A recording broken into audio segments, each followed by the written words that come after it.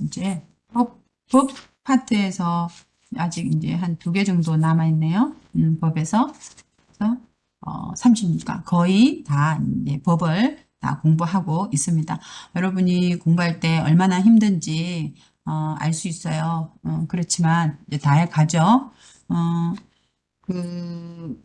이 단어도 어렵고요. 5단계는 단어도 어렵고 이제 내용도 많이 어렵지만은 여러분들이 계속 반복해서 어, 하면은 이제 좀 지식도 늘어날 뿐만 아니라 또 여러 가지 구술이나 또는 작문 실력도 늘어날 거예요. 그래서 여러분이 열심히 공부하지 않는 한 한국어 실력도 늘지 않고 또 이렇게 지식도 놀리지 지식도 좀 많아지지 않아요. 그래서 한국 생활 적응하기가 어려울 텐데 여러분 열심히 이렇게 공부를 하고 이렇게 늦은 시간까지 어, 혼자서 아무도 없는데 혼자서 이렇게 유튜브를 통해서 공부를 하고 있어서 여러분에게 정말 박수 보내고 싶어요.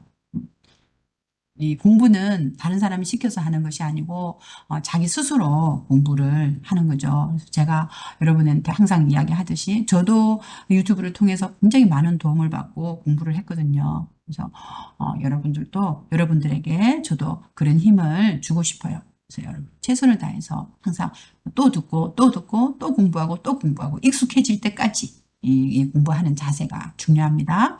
36가 범죄와 법에 대해서 한번 보도록 하겠습니다. 제시된 내용을 담고 있는 법으로 옳은 것은 이 법은 어떤 법이에요? 다른 사람을 살인한 자를 사형에 처한다. 이거는 이제 어떤 법이죠? 그렇죠. 형법이에요. 형벌을 주는 거예요. 잘못한 사람에 대해서 어떤 것이 죄가 되고 그다음에 그 죄에 대해서 어떻게 법을 이제 적용을 해야 되는 건지 그래서 이게 형법이죠. 국가에 대해서 이 법을 어긴 사람이죠. 다른 사람을 때린 사람은 벌금 돈을 내야 되는 형이고요. 그리고 다른 사람의 재물을 함부로 가져간 자는 이제 도둑이죠. 도둑. 재물을 함부로 가져간 사람 도둑인데 강도라고도 할 수 있고 징역형은 뭐냐면 감옥에 갇히는 거. 벌금형은 돈을 내야 되는 사형은 목숨형 되는 거죠. 그래서 이런 것들을 하는 게 이제 형법이라고 합니다. 그래서 형법은 이제 크라이미널 그런 이제 크라이미널 롤이라고 하죠. 그래서 음, 민법은 이제 사람과 사람 사이에서 의 어떤 갈등, 민법, 형법은 국가의 법을 어겼을 때 하는 거, 헌법은 대한민국의 가장 큰 법, 모든 법의 기본이 되는 거, 노동법은 우리가 일을 하는 사람들에게 적용되는 거, 그래서 러블 로이죠. 그래서 그다음 2번 빈칸 가나에 들어갈 용어, 이제 가나에 들어갈 용어. 형법은 사람들에게 큰 피해를 주고 사회에 위협이 되는 행위를 뭐로 규정했어요? 그렇죠. 범죄라고 했죠. 범죄. 이를 저지른 사람들에 대한 뭐를? 그렇죠. 벌을 줄 거. 그래서 범죄를 저지른 사람에게 줄 법을 이제 법에 대해서 벌에 대해서 규정을 해 놓은 거죠. 그래서 음, 그래서 이제 크라임 그다음에 이제 퍼니스먼트 형벌, 처벌이라고도 하죠. 벌을 주는 거예요. 그래서 처벌을 하는 거라고 할 수 있어요. 한번 제시된 자료에서 설명하는 용어에 대한 설명으로 옳은 것은 용어. 어떤 행위가 범죄가 되고 그 범죄에 대해서 어떤 처벌을 할 것인가를 미리 법률로 정해 두어야 한다. 원칙 뭐예요? 죄형 법정주의라고 했죠. 죄와 뭐는 형벌은 뭐에서 정하는 대로? 그렇죠. 법에서 정하는 대로. 죄형 법정주의.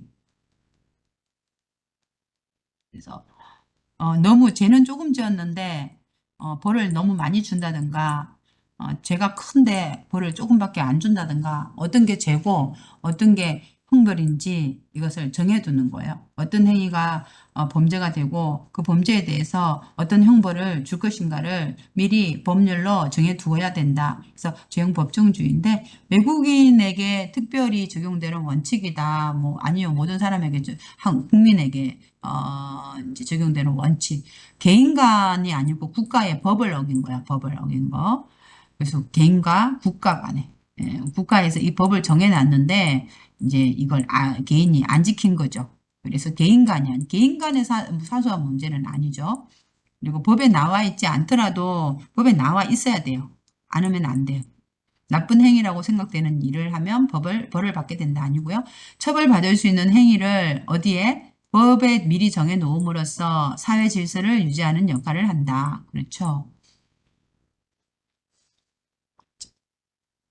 자료에 제시된 역할을 하는 법 집행 기관은 뭐가 있었어요? 그렇죠. 검찰하고 또 경찰이 있었죠. 법 집행 기관. 그래서 범죄 행위를 예방하고 사회 질서를 유지하는 역할을 한다. 이거는 두 개 똑같아요. 경찰이나 검찰이나 사회 질서 유지는 똑같은데 범죄를 수사하는 거 있잖아요. 수사하고 증거를 모아서 법원에 뭘 하는 거? 재판을 청구하는 거. 이 재판 청구하는 거는 누가 해야 되는 거죠? 검찰이 하는 거죠. 검찰. 그래서 이 사람은 이렇게 잘못했으니까 이런 벌을 줘야 됩니다. 라고 이렇게 하죠. 그러면은 판사가 잘 듣고 판사가 이 검사와 이 검찰에는 누가 있어요? 이제 검사가 있죠. 검사와 변호사의 이야기를 판사가 듣고 판단하는 거죠. 정답은 1번입니다. 5번 경찰의 역할에 해당하지 않는 거. 경찰. 자, 경찰은 뭐예요? 재판을 넘기는 거는 아니죠. 그죠? 재판은 누가 한다고 그랬어요? 그렇죠? 검찰이 한다고 그랬죠. 검찰이 하는 거기 때문에 교통 단속을 하는 것도 경찰이 하고 범죄를 예방하고 사건을 수사하는 것도 경찰이 하고 국민의 생명이나 신체, 재산을 보호하는 것도 경찰의 역할인데 최종적으로 범죄자를 재판에 넘기는 것은 이제 검찰이 하는 거죠. 그래서 아닌 것은 3번입니다. 6번 다음 상황에서 해야 할 행동으로 가장 적절한 것은 다른 사람에 의해 범죄 피해자가 됐을 때 누가 나를 때리거나 또 나의 재산을 아니면 나의 생명을 위협했을 경우 내가 피해자가 됐죠. 범죄자가 범죄를 저지르는 장면을 보았을 때 그럴 때는 어떻게 해야 돼요? 바로 신고해야죠. 112, 119에 신고를 해야 합니다. 스스로 해결할 수도 없고요. 그다음에 법원의 도움을 요청할 수도 없어요. 법원은 재판을 하는 곳이죠. 도움을 요청한다면 경찰에 요청을 해야죠. 직접 수사하고 증거를 수집하는 건 할 수 없어요. 그래서 되는 112나 119에 신고를 해야 합니다.